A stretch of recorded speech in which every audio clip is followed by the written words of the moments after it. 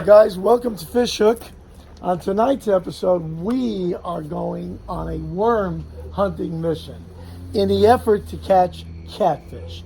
Now my buddy Jonathan here and his wife, again, Denise, they're customers of our store and we became great friends. And if you guys will look real close, just hold it up here to the camera.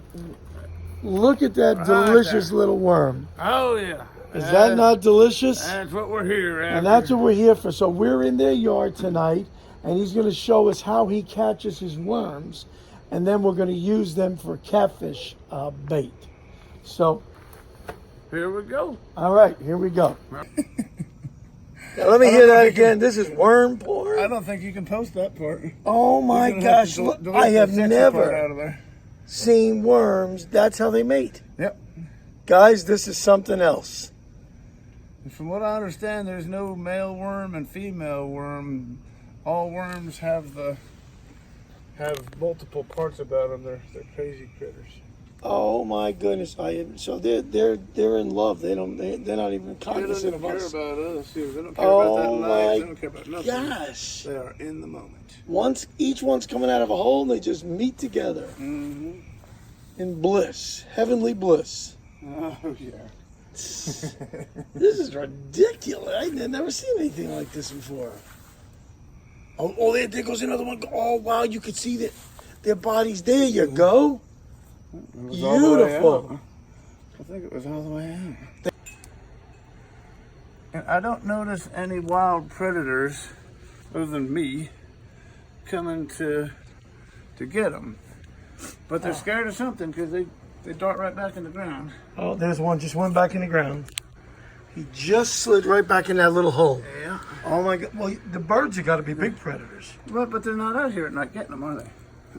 They come in the morning and they start pecking away. Beautiful. Yeah. Let's see what you got there. Excellent, excellent, excellent. I love it. This is unbelievable. Who would have thought you could have fun finding worms in the ground? Well, it's a lot easier than digging them, isn't it? Absolutely. Really, you got to be. That one. That was Moby worm. Oh, yeah. Let's take a look at Moby over there. Holy mackerel! Look at that guy. Yeah, is that not unbelievable? That's a good one. Oh, absolutely. Are stealthy. Look at that. Beautiful. Yep. Look at that one. There we go. Fantastic. And, look at that. Isn't that unbelievable? Oh my good. Yep. Here's another one right here. Oh, he went right in there. See? That's what So that's how they come out. Look at this. got a double there. Here, want me to get this one for you?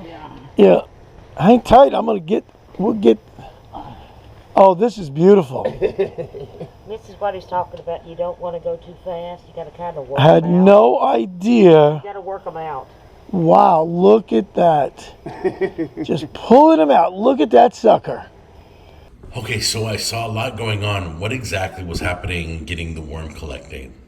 Well, after talking to Jonathan, he told me there's a certain way, he says, to get worms. And I said, what do you mean? And he says, no, we're gonna get them coming out of the ground. I said, you're serious?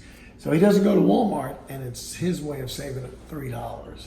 So I said, look, we'll do this. So one night, June 7th, we went over there, and he said to wait an hour after, we had a day and a half of rain, a good rain, and wait a good hour after dark, and then they come up out of the ground. But I said, why do they come out of the ground? I said, because there's so much water? He said, no, on the contrary, they're coming out to breed.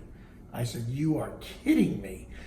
So I learned something. All my life. Those two worms that were hooked together that we saw. They were in heavenly bliss. They were in heavenly bliss. Okay. Yeah. They were worm heaven. Do we need to give a rating to this video? Yeah, this is X-rated worms here. So, but that's how they were. And what I saw, you know how ants have a little mound? Well, this was just a little, just a little elevation out of the ground with a little hole in it. And sometimes part of the worm was still in there, and they were stretched out, coming out to breed. And when we were shining the light, I would see something glisten. Everything is wet and shiny as it is in the grass because of the rain. And then I see something, a quick shot. And I never saw a worm move that fast in my life. It was like lightning, like suction right down the hole. That's how the tortoise beat the hare. Unbelievable. So they would, Jonathan and his wife Denise were just diving real quick, grabbing them, and sometimes we would catch them entirely out of the hole. But they would move so fast, I never seen anything like this. And we collected probably 35, 40 worms, good sized ones. We didn't touch the ones that were mating. We left them alone. They were happy. So we didn't want to break up the hunt. Right, we don't want to rock the car. Anyway, no, exactly. So would you thank Jonathan for us, please? Jonathan, big shout out to you and Denise. That was informative, and I had a blast. We laughed like kids.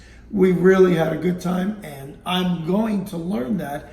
It was in a matter of 15, 20 minutes, we collected a ton of worms in a small little backyard that he had. So the next video, can anybody do this in their yard after Absolutely. rain, right? Again, this is for every one of you out there in YouTube land that have never even touched a pole.